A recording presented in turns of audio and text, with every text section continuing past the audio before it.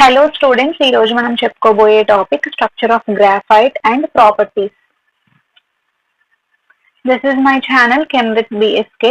మీకు next video ఏ topic మీద కావాలో మీరు నాకు కామెంట్ సెక్షన్ లో కామెంట్ చేస్తే నేను నెక్స్ట్ వీడియో ఆ టాపిక్ మీద చేస్తాను. అండ్ మీకు ఏ టాపిక్ మీద నోట్స్ కావాలో మీరు నాకు కామెంట్ సెక్షన్ లో కామెంట్ చేస్తే నేను షార్ట్స్ లో అప్లోడ్ చేస్తాను. ఇది structure of graphite. Structure of graphite గురించి మాట్లాడుకునే ముందు ఫస్ట్ మనం తెలుసుకోవాల్సింది ఏంటి అంటే, గ్రాఫైట్ అనేది కార్బన్ యొక్క ఎలోట్రోపీ ఆఫ్ కార్బన్ అన్నమాట. ఎలోట్రోపీ ఆఫ్ కార్బన్ అంటే atom of the element arranged in a different manner in same physical state. అంటే ఏంటి అంటే, డైమండ్ కూడా కార్బన్ యొక్క ఎలోట్రోపీయే కదా. అయితే ఇది కార్బన్స్ తోనే ఫామ్ అవుతుంది, ఇది కార్బన్ తోనే ఫామ్ అవుతుంది. అంటే సేమ్ ఎలిమెంట్ ఉంటుంది. ఇది సాలిడే, ఇది సాలిడ్ ఫామ్ లోనే ఉంటుంది. అంటే సేమ్ ఫిజికల్ స్టేట్. దాన్ని మనం ఎలోట్రోపీ అంటాము. ఇది షార్ట్ కట్ లో నేను చెప్పేశాను. అయితే ఇప్పుడు మనం స్ట్రక్చర్ ఆఫ్ గ్రాఫైట్ గురించి మాట్లాడుకుంటే, ఇక్కడ స్ట్రక్చర్ ఆఫ్ గ్రాఫైట్ లో ఏం జరుగుతుంది అంటే, ఇక్కడ ఏదైతే ఈ కార్బన్ ఉంటుందో, ఈ కార్బన్ అనేది 3 కార్బన్స్ తో బాండ్ ఫామ్ చేస్తుంది. ఇక్కడున్న కార్బన్ ఇలా ఒక కార్బన్ తో, ఇక్కడ ఒక కార్బన్ తో, ఇక్కడ ఒక కార్బన్ తో 3 కార్బన్ ఆటమ్స్ తో బాండ్ అనేది ఫామ్ చేస్తుంది. అయితే వీటి మధ్య బాండ్ యాంగిల్ ఎంత ఉంటుంది? 120 degrees ఉంటుంది. ఈ రెండు బాండ్స్ కి మధ్య గ్యాప్ 120 degrees ఉంటుంది. అయితే ఈ కార్బన్ వ్యాలెన్సీ ఎంత? 4 కదా. బట్ ఇది 3 బాండ్స్ మాత్రమే ఫామ్ చేస్తుంది. అంటే ఇక్కడ ఒక ఫ్రీ ఎలక్ట్రాన్ ఉంది. ఇక్కడ ఏదైతే ఫ్రీ ఎలక్ట్రాన్ ఉందో, ఇక్కడ ఫ్రీ ఎలక్ట్రాన్ ఉండడం వల్ల గ్రాఫైట్ అనేది good conductor of electricity.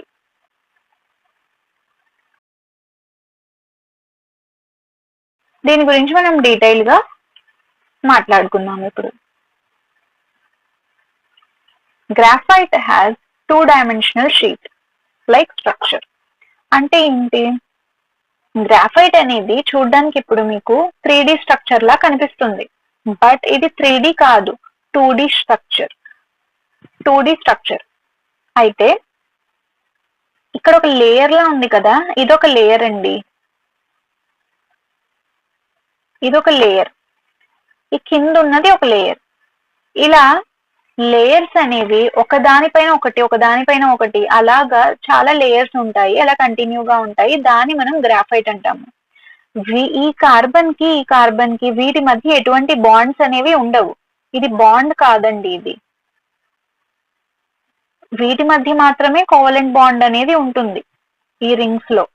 But ఈ షీట్ అయితే ఏదైతే ఉందో, ఈ పైన లేయర్ లాంటి షీట్ ఏదైతే ఉందో, ఈ షీట్ కి ఎటువంటి బాండ్ అనేది ఉండదు. ఇక్కడ ఒక వీక్ వాండర్ వాల్ ఫోర్స్ ఉంటుంది, అందువల్ల ఈ షీట్స్ అనేవి దగ్గరగా ఉన్నాయి అంతే. బట్ వీటి మధ్య ఎటువంటి బాండింగ్ అనేది లేదు. ఇప్పుడు మీరు 1 by 1 పాయింట్స్ మాట్లాడుకుంటే, మనము graphite has 2-dimensional sheet like structure. అది ఒక 2-dimensional sheet like స్ట్రక్చర్, అంటే 2D, ఒక లేయర్ లా ఉంటుంది అంతే.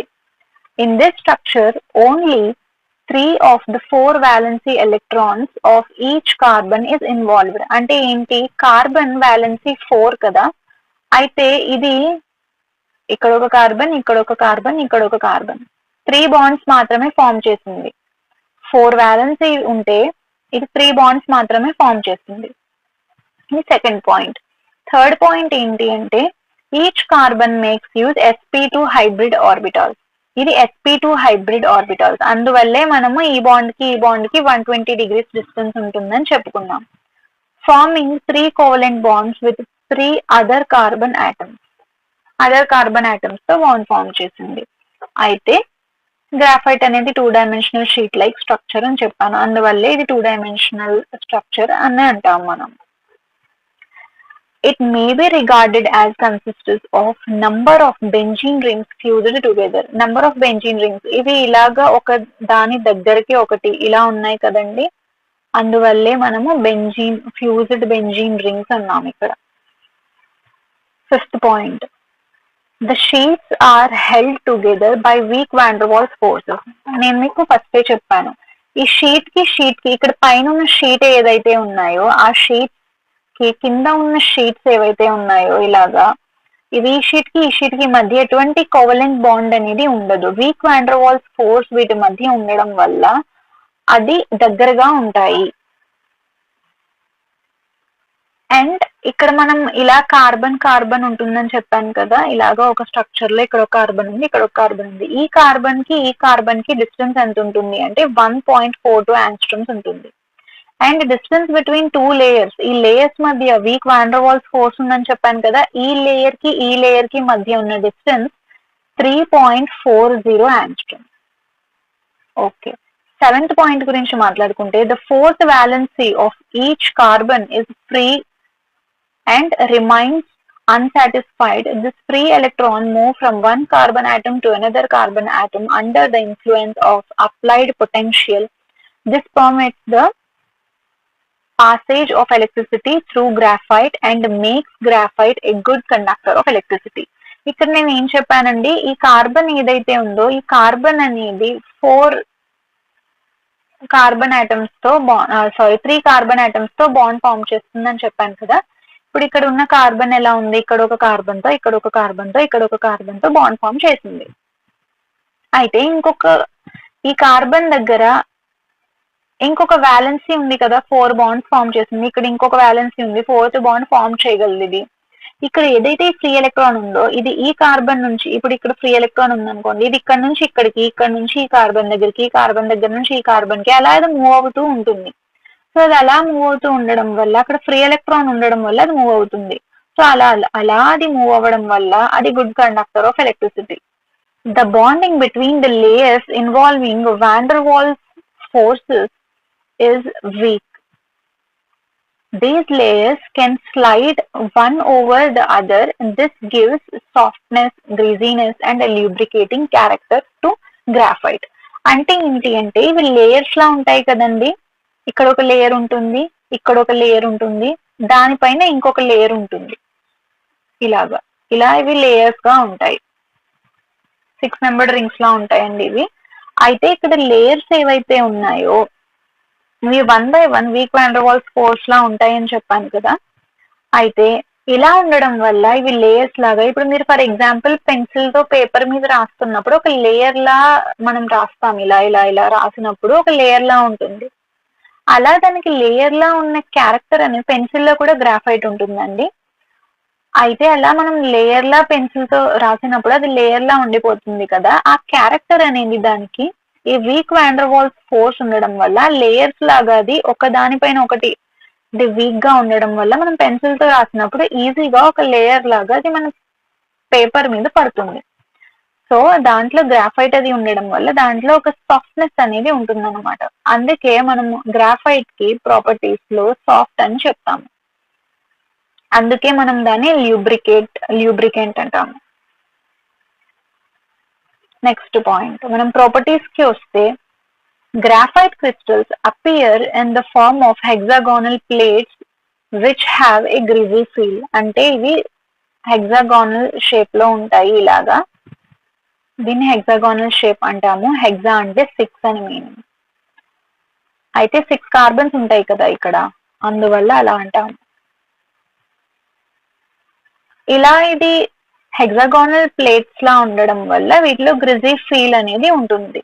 It is a good conductor of heat and electricity. ఇది ఎందుకో చెప్పాను, కార్బన్ లో ఫ్రీ ఎలక్ట్రాన్ ఒకటి ఉండడం వల్ల కార్బన్ 3 బాండ్స్ ఫార్మ్ చేసింది, ఇంకొక వ్యాలెన్సీ ఫ్రీ ఎలక్ట్రాన్ ఉంది, ఆ ఎలక్ట్రాన్ అనేది ఒక కార్బన్ నుంచి ఇంకొక కార్బన్ కి మూవ్ అవుతూ ఉంటుంది. ఇలా ఫ్రీ ఎలక్ట్రాన్ మూవ్ అవ్వడం వల్ల గుడ్ కండక్టర్ ఆఫ్ ఎలక్ట్రిసిటీ అన్నాము. అయితే it is oxidised by concentrated HNO3 to give graphitic acid C11H4O3 which is an insoluble yellowish green substance. దాన్ని మనము ఆక్సిడైజ్ చేస్తే కాన్సన్ట్రేటెడ్ HNO3 తో, అంటే గ్రాఫైట్ ని ఆక్సిడైజ్ చేస్తే కాన్సన్ట్రేటెడ్ HNO3 తో అది గ్రాఫైటిక్ యాసిడ్ లాగా ఫామ్ అవుతుంది. దాని ఫార్ములా C11H4O3. ఇది ఒక ఇన్సాల్యుబుల్ yellowish గ్రీన్ సబ్స్టెన్స్ అండి. అండ్ అదే గ్రాఫైట్ ని మనము ఆల్కలైన్ KMnO4 తో రియాక్ట్ చేస్తే అది ఆక్సిడైజ్ అవుతుంది. దేనిలాగా అంటే మెలిటిక్ acid.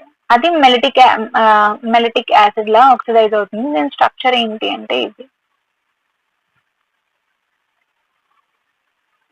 C double bond OH, C double bond OH, C double bond OH,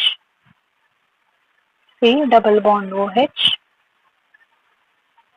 C double bond OH, C double bond OH.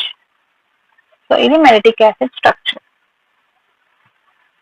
అలా గ్రాఫైట్ అనేది KMnO4 వేయడం వల్ల మెలిటిక్ యాసిడ్ లాగా ఆక్సిడైజ్ అవుతుంది. This is my channel Chem with BSK. Thanks for watching. For more videos, please do like, share and subscribe to my channel and don't forget to click the bell icon.